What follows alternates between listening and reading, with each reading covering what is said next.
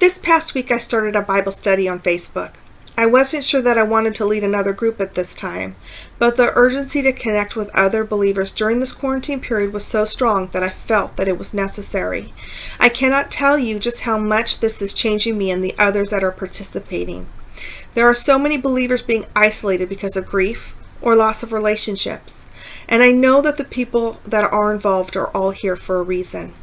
It really is a privilege to see God work in these people and in me too.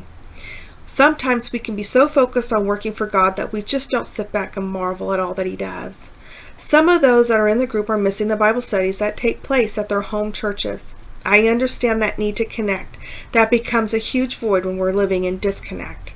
But I thank God that we live in a time with social networking. I think that a lot of us would be climbing the walls without cell phones, Facebook, Twitter, or emails. As a Christian community, we need to be resilient, cannot allow the enemy to win this temporary time of disconnect.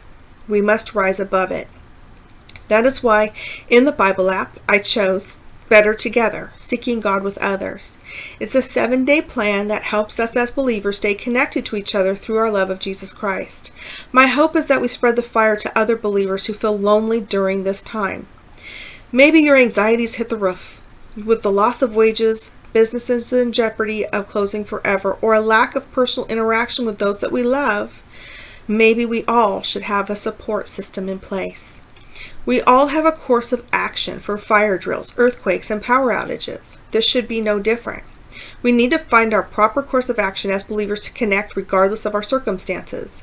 I believe that connecting to other ministries, groups, pages, and a news feed that feeds our souls during this time that the enemy is using to divide us all as Christ followers.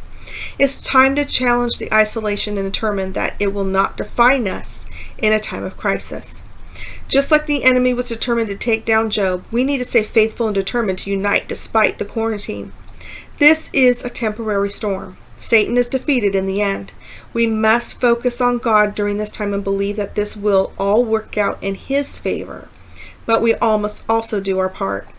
Don't give in to the enemy. Now is the time to fight and rise up against the tactics of the enemy to steal, kill, and destroy. I invite all of you who are willing to stop feeling alone to join my group on Facebook. It's called the Bible Study on Bible app group. This group is set up to connect, encourage, and unite all believers. My hope is that once the quarantine is lifted, that this will continue. We all need to be connected every day, not just 1 or 2 days out of the week. We need God and each other every day. I also wanted to take this time to wish you all a happy Resurrection Day. May you all have a wonderful celebration despite the isolation. Nothing should prevent us from remembering the resurrection. In fact, our family is foregoing the purchase of a lot of Easter candy, and we're going to do communion together and focus more on the resurrection versus a day of Easter egg hunts. So I urge you all to decide the best course of action for yourselves today. A social distancing should not be a death to your walk with God and other believers. Please plan your course of action today.